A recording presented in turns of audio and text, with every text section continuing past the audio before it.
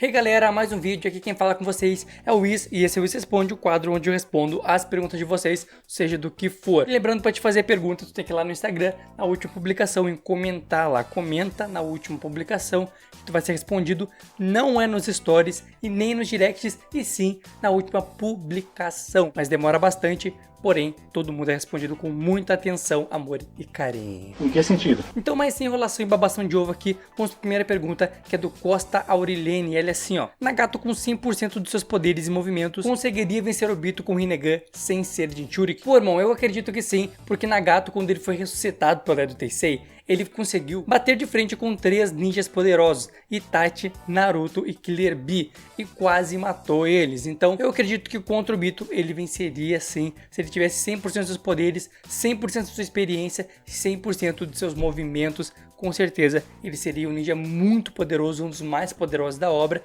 e com certeza venceria o Obito, na minha opinião, tendo em vista essa análise rápida que eu fiz. Porque pensa assim, se Obito e Itachi têm quase a mesma força, onde Obito talvez seja um pouquinho mais forte que Itachi, e Killer Bee e Naruto são considerados os Jinchurikis mais poderosos, então se ele bater de frente com uns 3, esses que são considerados por muitos ninjas extremamente poderosos, eu acredito que sim, ele poderia vencer o Obito, na minha humilde opinião. Mas eu quero saber a opinião de vocês. Nagato Full Power 100% conseguiria vencer o Obito sem ser Jinchuriki, apenas usando o Rinnegan? Deixe nos comentários. Então, já sem enrolação, vamos para a próxima pergunta, que é do Lima Luan 2008. Ele é assim: Wiz, se Gaia não estivesse na cadeira de roda, você acha que ele poderia se tornar o 6º Hokage? Bom, irmão, eu não vejo ele se tornando Hokage, porque não é o perfil do Gai. O Gai tem um perfil de um ninja da vila mesmo, um ninja que ajuda os seus amigos ali, mas não um líder. Ele não tem capacidade de líder. Ele é o líder do seu esquadrão, mas ele não tem a maldade que um líder tem que ter. Porque às vezes, para ser líder, tu tem que tomar decisões difíceis, decisões essas que Gai não conseguiria tomar, e pessoas que não são líderes não conseguem tomar. Então assim, existem pessoas que são extremamente talentosas, mas elas não conseguem ser líderes, tomar frente das coisas, tomar decisões. Isso na vida real. Então na obra também, porque a obra imita a vida real. Então não vejo o Gai como um cara que conseguiria ser Hokage, por causa das grandes decisões difíceis que teria que tomar, onde às vezes ele deveria abrir mão das coisas que ele acredita para fazer as coisas que são certas. Então não vejo ele como sendo um Hokage de jeito nenhum. Com certeza o Kakashi é muito mais qualificado para essa posição. Então, já sem enrolação, vamos para a próxima pergunta, que é do Rian HBA. Ele é assim, ó: Gai usando os 8 portões venceria Hashirama no modo sábio? Bom, irmão, isso é uma bela de uma pergunta, muito difícil de responder assim na lata, mas eu vou fazer uma análise bem simples. Pensa assim comigo, Hashirama no modo sábio é mais fraco que Madara, sendo o Jinchuriki do 10 caudas. Isso é um fato, e mesmo os fãs mais fervorosos de Hashirama têm que admitir que Madara no modo Jinchuriki com os chakras dos 6 caminhos com certeza é mais forte que Hashirama no modo sábio. Então se Gai conseguiu bater de frente com Madara nesse modo, com certeza contra Hashirama, no mínimo ele empataria, mas eu acredito que ele venceria. Eu vou assumir uma posição aqui e vou dizer que Gai venceria Hashirama no modo sábio, porém ele morreria logo em seguida.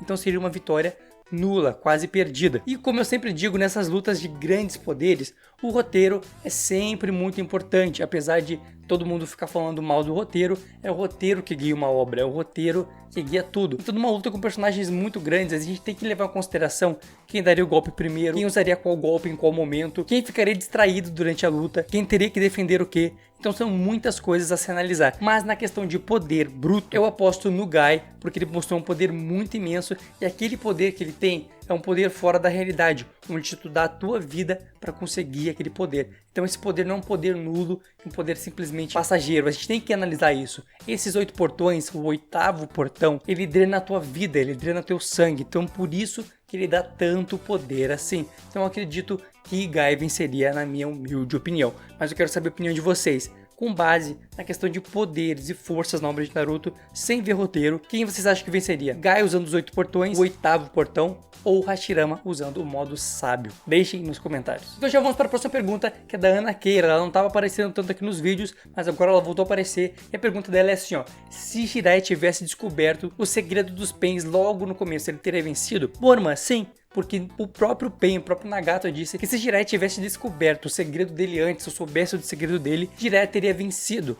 então ele teria vencido e é simples de responder isso, beleza? E isso já mostra para aqueles que acreditam que ele é fraco, que Jiraiya é um cara fraco, que é o mais fraco dos Sanins, que não sei o que ele não era o mais fraco dos Sanins e ele conseguiria bater de frente com o Pain se ele soubesse como funcionava o poder do Pain. Ele só perdeu porque ele não sabia como funcionava e ele só descobriu no final, onde já não tinha mais o que fazer. E por que ele venceria? Não é só na questão de poder mesmo, mas sim na questão de estratégia e modos e formas de usar os seus imensos e várias formas de poderes que ele tem. Então eu acredito que ele é um dos mais poderosos da obra, é um dos mais poderosos dos Sanins lendários, se não o mais poderoso, por causa da sua versatilidade em batalha. Então tá aí um exemplo de que Jiraiya sim é muito poderoso e merece o respeito da galera. Respeito!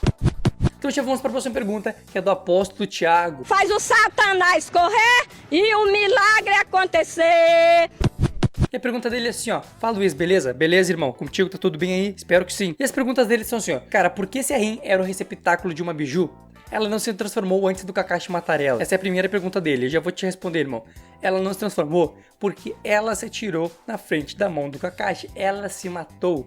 Ela que se atirou na frente da mão do Kakashi porque ela ia ser usada para destruir a vila, para atracar as pessoas que ela ama e tanto protegeu. Então ela que se atirou na frente da mão do Kakashi. O Kakashi simplesmente mexeu a mão, no caso, né? E ela se atirou na frente da mão do cara para morrer. Então ela quis morrer para não se tornar um problema para as pessoas que ela ama. E por que isso? Porque o plano era usar ela para destruir a vila. Ela seria resgatada pela vila, voltaria para a Vila da Folha e lá ela perderia o controle e destruiria tudo e causaria um caos. E assim a Vila da Folha ficaria fraca e obviamente seria muito vulnerável a ataques das outras vilas e da vila que estava fazendo esse plano. E a segunda pergunta dele é assim, ó. Por que Orochimaru não pegou o corpo de Itachi? Isso é porque ele só queria os olhos mesmo? Salve, irmão.